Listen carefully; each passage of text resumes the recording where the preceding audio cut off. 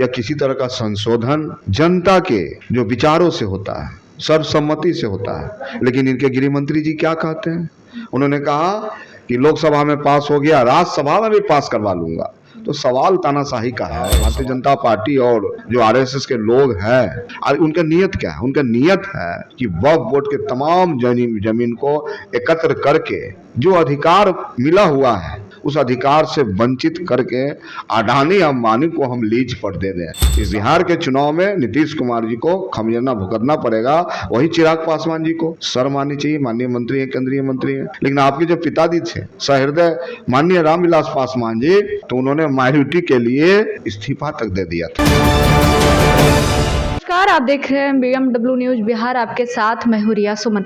देखिए, लोकसभा में वक्फ संशोधन बिल जो है पास कर दिया गया, जिसको लेकर पक्ष में 288 और विरोध में पड़े 232 वोट। देर रात तक इसका वोटिंग कल हुआ और उसको लेकर बता दें, वोट में ये निकलकर सामने आया कि वक्फ बोर्ड बिल जो है संशोधन पास कर दिया गया, जिसको लेकर आज राज्यसभा में भी पेश कर दिया जाएगा। बातचीत करेंगे सीधे तौर पर राजद से विधायक है रणविजय साहू जी।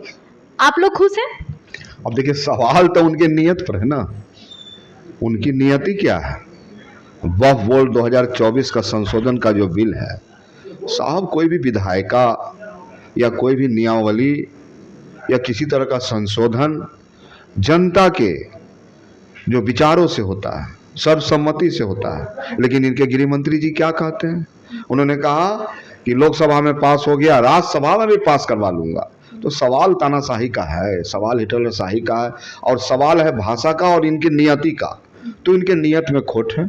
लेकिन ये तो लालू यादव का ही मन्नत था कि ये वक्फ बोर्ड बिल संशोधन है जो पास हो। उनके जब सरकार थी उन्होंने कहा था सदन में कि नहीं, ये पास होना चाहिए और कड़ी कानून लागू होना चाहिए। देखिए, जब आप उनके भाषण का अवलोकन करेंगे, आप गंभीरता पूर्वक अध्ययन करेंगे, तो आपको यह पता चलेगा कि माननीय लालू प्रसाद यादव जी ने क्या कहा था। माननीय लालू जी ने कहा था कि पटना के डाक बंगला चौराहे पर वक्फ बोर्ड की जमीन पर बड़ी बड़ी इमारतें और उनको बिल्डिंग बनाया जा रहा है, कब्जा किया जा रहा है ठेकेदारों के द्वारा, बिल्डरों के द्वारा। उन्होंने चिंता जाहिर की थी।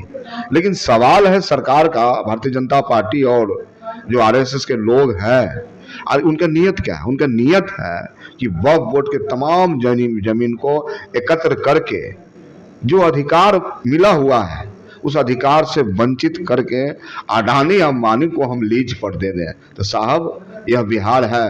राष्ट्रीय जनता दल सुविधा की राजनीति नहीं करती है, हम विचारों की राजनीति करते हैं। हम लड़ेंगे और हमने सड़क से सदन तक इसका सफर भी किया है। और जो पार्टियां नीतीश कुमार जी सेकुलर बनते हैं, नकली टोपी नकली गमछा लगाते हैं, लेकिन बिहार के चुनाव में नीतीश कुमार जी को खमियाना भुगतना पड़ेगा, वही चिराग पासवान जी को। शर्म आनी चाहिए, माननीय मंत्री है, केंद्रीय मंत्री है। लेकिन आपके जो पिताजी थे सहृदय माननीय रामविलास पासवान जी, तो उन्होंने माइनॉरिटी के लिए इस्तीफा तक दे दिया था, सरकार भी गिरा दिया था। ये लोग थे, ये अभी के लोग हैं, सत्ता के लालची लोग, कुर्सी से चिपके रहना चाहते हैं। लेकिन जनता बोलती नहीं है, जनता जवाब देती है और वोट के माध्यम से ऐसे पार्टियों को इस बार बंगाल की खाड़ी में भेजेगी। आपको क्या लग रहा है, किन किन समुदाय के लोगों पे सबसे ज्यादा प्रभाव पड़ेगा? क्या इससे कुछ नुकसान होने वाला है? निश्चित रूप से होने वाला है। जो तालीम बच्चे हैं मदरसे में हैं, जो गरीब बच्चे हैं माइनॉरिटी के, जिनके वक्फ बोर्ड से उनको राहत मिलती थी, लेकिन आज पूरी तरह से सरकार का एक अधिकार हो गया। उन्होंने बोर्ड बना लिया, चुनिंदे लोगों को उसका मेंबर बना दिया, चहेते लोगों को मेंबर बना दिया। इसका कंट्रोलिंग पावर सरकार करेगी और ये स्वतंत्र था पहले। तो कहीं ना कहीं नुकसान उन गरीबों को होने वाला है, उन वंचितों को नुकसान होने वाला है वक्फ बोर्ड के माध्यम से। जहां जिन्हें अधिकार मिलता था उसको वंचित करने की एक बड़ी साजिश है। और भारतीय जनता पार्टी तो ध्रुवीकरण की राजनीति करती है। भारतीय जनता पार्टी का जब इतिहास आप खंगालेंगे तो हिंदू मुस्लिम से इनकी राजनीति चमकती है।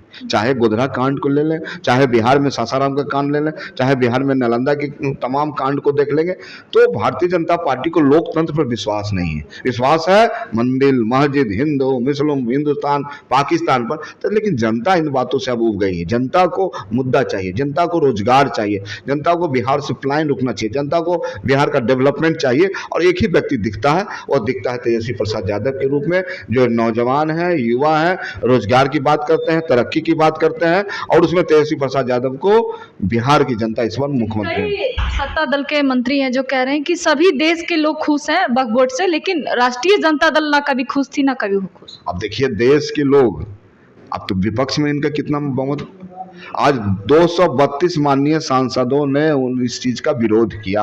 अब देखिए देश का मत कहाँ है। तो आज तो निश्चित रूप से ये तानाशाह लोग हैं, और सत्ता के घमंड में इन्होंने तो पास कर लिया है, लेकिन इन्होंने किसी का दिल नहीं जीतने का काम। राष्ट्रीय जनता दल क्यों नहीं खुश है? राष्ट्रीय जनता दल के विचारों पर चलने वाली पार्टी है ना।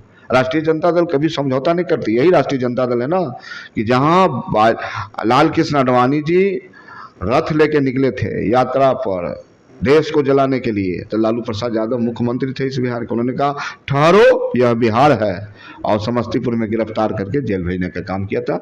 हम इस लड़ाई को लड़ेंगे, हम छोड़ेंगे नहीं।